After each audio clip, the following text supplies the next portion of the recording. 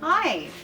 According to various research that was published in 2025, 93% of adults age 65 and older have at least one chronic condition. What's a chronic condition, you say? Well, let me tell you. Chronic condition, not to be confused with an acute condition.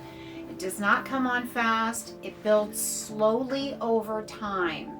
There are 10 chronic conditions that really adversely can affect aging well as we get older. And I thought we could talk about those today.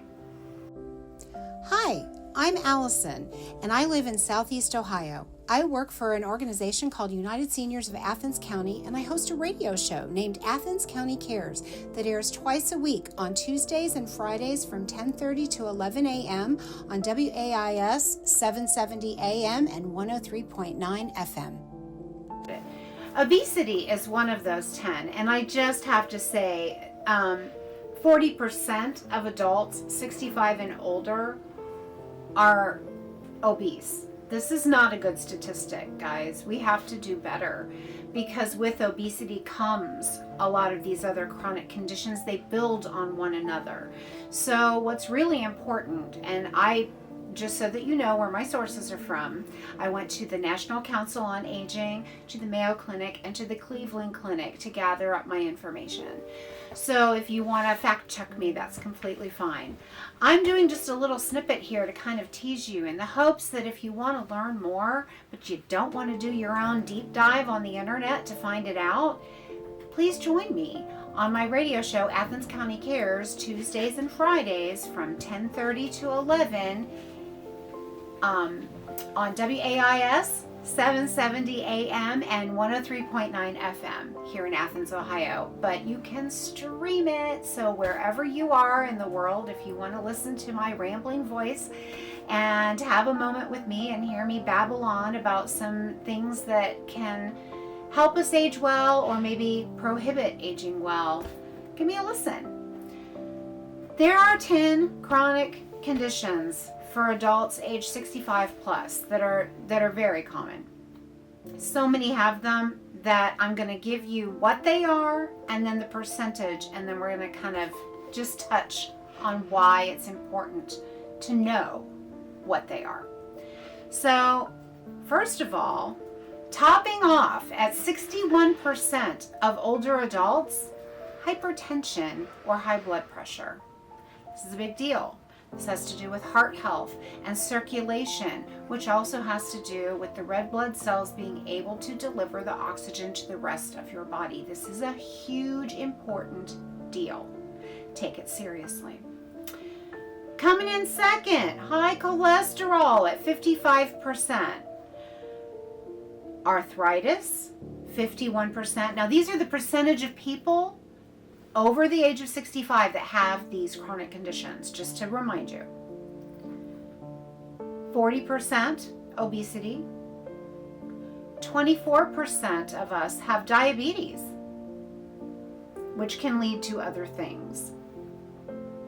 20% have cancer. 16% have heart disease. 15% of adults over the age of 65 have depression. Bet you didn't expect that one, did you? And it's important to address depression at every age. 12% have COPD, and 9% have asthma. Why is this important to even know this? Because these are the conditions that, though our age and our genetics and our environments do have some bearing on whether or not we will contract these chronic conditions, these are also conditions that we can have some control over. We can control our diet. We can control whether or not we exercise. We can control whether or not we seek out medical help or mental health help when it's necessary, and listen to our doctors. These are important factors. And if we know ahead of time what we're looking for, then we know how to address it, right? This is all about aging well. So with asthma, which was the number 10 on my 10, right? Here are some things that you can do to help you avoid asthma. Quit smoking or vaping. You know, most pulmonologists are going to tell you air or medicine in your lungs only. Nothing else. That's it. Air or medicine. And when I say medicine, I'm talking about like albuterol when you need to open your passageways, or when you get a breathing treatment if you already have asthma. That's different. No smoking, no vaping. Get your appropriate vaccines if your doctor thinks you need them. Talk to your medical professional and avoid your known asthma triggers. That can help you immensely. COPD. The best way to prevent COPD or to slow its progression is to quit or avoid smoking. Now, for you veterans out there that might have like a burn pit related issue with your lungs, I'm not really addressing this with you. That's a whole different ball of wax. But for the average COPD sufferer, it's normally from smoking. That's what most pulmonologists will tell you. If you already have COPD, complete the treatments that your doctor puts you on. Don't skip them. Pay attention. Get your flu and pneumonia shots. Be aware of the people that you're around that might have respiratory illnesses, because you're going to be more susceptible. And that's how you can protect yourself. Depression. Here's some things you can do to help with your depression. None of these things I'm talking about cure any of these things, but I'm just giving you some suggestions that I found that can help. Manage your stress levels, which is easier said than done. I'm just going to say. I'm not good at that myself, but I'm working on it. I'm a work in progress, and you can be too. If we learn to manage our stress levels, then our brain can adapt. It can regulate our hormone levels. Eat a healthy diet. Didn't I just touch on this a second ago? I think I did. Eat a healthy diet. It can make a huge difference. What you put into your body can affect your mood. Not just your overall health, but your mood. It's important. Talk to your doctor. Be active. Remember I said exercise? Also important. If you don't move it, you could lose it. That's my mantra anyway, and you've got to move it. And again, talk to your doctor. I'm going to stress this over and over and over again, because I'm not a doctor and I'm not a medical professional, but I know how to talk to my doctor. And that's how I know that you can too. If you are in severe emotional distress though, if you are feeling like you can't go on or you need somebody, I'm going to implore you to dial or text 988. That's the quickest way to get somebody to help you right now. And that works everywhere. Heart disease. What are some steps you can take with heart disease? The best prevention is to follow a doctor's recommendations. There's that doctor again. You know, this list is telling me that we all need to have regular checkups and regularly communicate with our medical professionals. Get 7 or 8 hours of sleep each night. If you don't get the adequate amount of sleep, not only are you robbing your brain of cognitive health, but you're robbing your body of restorative sleep. This is super important, and your heart is a muscle that needs rest. And when you are in deep sleep mode, your heart also can get the necessary rest it needs to heal. Saturated and trans fats, avoid them. Just avoid them. Limit your sugar and limit your salt. These are good for your heart. Do regular cardio exercises. Keep your stress levels in check. There's that stress and cardio again. These things are so important, and they go across the board to a lot of these chronic conditions. Abstain from smoking. And talk to your doctor about other risk factors. You need to know what they are, and you need to know if you have some of them. Cancer. Cancer impacts 20% of older adults, and that's a very scary word. Most of us, we hear the word cancer and we associate that with loss, right? But there are some things you can do to help prevent some cancers. Wear sunscreen. avoid tobacco, limit your alcohol, maintain a healthy weight, and get regular exercise. And I gotta tell you, most doctors will say that cancer doesn't like sugar. So if you already have cancer, talk to your doctor about a diet geared for helping you fight your cancer. Because what you put in your body matters. Diabetes. 24% of older adults have diabetes. It's a disease that occurs when your body is resistant to or doesn't produce enough insulin. And insulin is what your body uses to get energy from food, and it distributes it to your cells, right? We kind of need it. It's an important thing. So some of the things that you can do to manage diabetes or to help you not develop diabetes. Eat a healthy diet. We're right back to it. Exercise for 30 minutes, 5 times a week. I'm not talking about doing 30 minutes of jumping jacks. Go for a walk, right? Stand it if you work in an office, and I've done this, by the way, because I work in an office. I will stand sometimes at my desk and just kind of march in place, just to move my body and do stretches. Any movement is better than no movement. Safely losing 5 to 7% of your body weight can significantly help you with your sugar numbers if you're diabetic. So keep that in mind too. And talk to your doctor.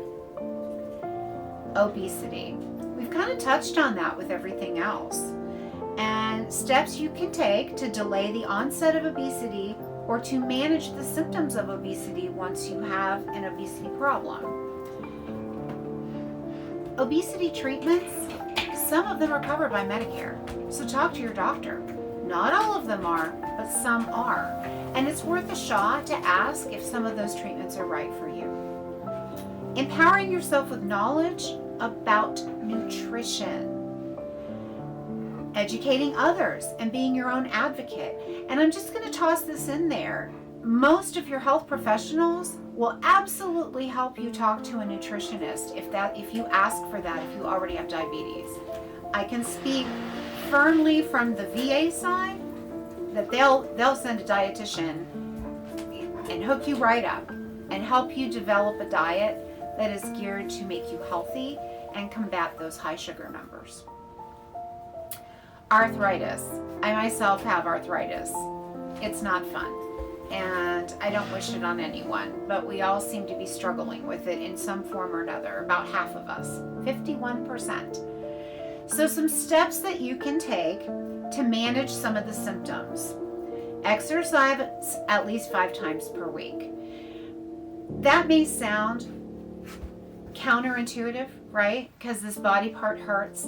But the whole point is that if you don't move that hurting body part, because you already know it's arthritic, not because you don't know what's wrong, right? Make sure you know what's wrong first. But if it's arthritis in an elbow, in a knee, in a hip, whatever, but you can still move, then move.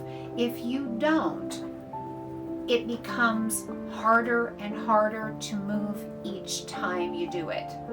So regular exercise keeps everything loose and everything moving, even if it does still hurt sometimes. Talk to your doctor about this. Please talk to your doctor. Stay within your recommended weight. You know, arthritis is a problem with your joints, correct? And why would you put extra weight on something that's already having a hard time running the show? If your body's struggling to support the weight you are, you want to either maintain or lose some weight, right? Make sure your back, legs, and arms are always supported. And don't smoke. Don't smoke. High cholesterol. You can manage high cholesterol, and there are medications that your doctor may put you on for high cholesterol. There might be medications that doctor puts you on for all these things that we're talking about today. But some of the things that you can do on your own is abstain from smoking and excessive alcohol consumption. Be active. Every day, we're there at that exercising thing again. You have to move.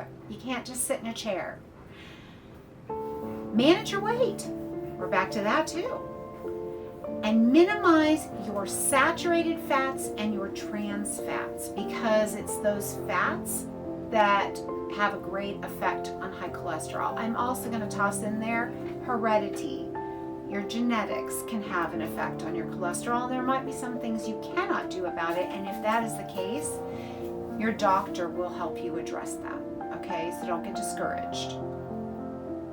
High blood pressure. This is the number one thing that adults over the age of 65 have that is considered a chronic condition. Number one. And steps you can take to prevent or reduce high blood pressure? Maintain a healthy weight. We're back to it. Losing just 10 pounds can change your blood pressure. That's amazing to me. 10 pounds. That's not that much. It's not. You don't have to be overwhelmed and look at the scale and go, oh my gosh, I have to lose 65 pounds, which would sound really awful to me, right? You can lose 10. You could lose 10. That's not a big deal. That's maybe some ice cream. Regulate your stress levels. We're back to that again too. See how these are all kind of related? That's why I wanted to talk about them. They're important. Exercise daily and limit your salt and alcohol consumption. Check your blood pressure regularly. Talk to your doctor regularly. Now I'm going to tell you these tactics, they're not a cure-all. These steps that I've given you are just ideas, and they're not going to necessarily cure you or make you not get these chronic conditions. You know, your age could be a factor, your heredity, we talked about this, your environment, all of these things are a factor. But the thing I'd like you to take away from this is that even if you have a chronic condition, there are things you can do. There are things that you can do to make it easier to manage those symptoms. There are things that you can do in conjunction with good communication with your medical provider to address these chronic conditions. Join me if you want more information. WAIS, Tuesdays and Fridays, 10:30 to 11, 770 AM, 103.9 FM, and you can stream us on the internet.